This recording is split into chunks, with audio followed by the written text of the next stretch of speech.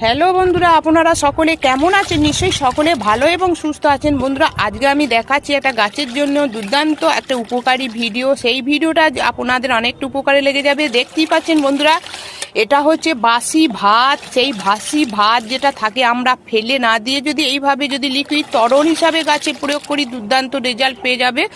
বন্ধুরা, এই বাসি ভাত শুধু নয়, এর সঙ্গে আছে 4-5 কোয়া থেতো করা রসুন আছে, 2 চামচ গুড় আছে। এইভাবে আমি এটাকে কমপক্ষে 6 থেকে 7 দিন এইভাবে এটাকে ডিকম্পোজ করতে দিয়েছি। তারপর এই লিকুইড তরলটা আমরা কি করব, এটাকে নিয়ে গাছে তার 5 ডবল জল পাইল করে গাছে প্রয়োগ করব এবং এটা গাছের পাতাতেও আপনারা স্প্রে করতে পারবেন। এর ফলে কি হবে, গাছের বৃদ্ধি তত্ত্বরীয় হবে, গাছে প্রচুর পরিমাণে ফুল ফল আনবে, কোনো রকম রোগ পোকার আক্রমণ হবে না।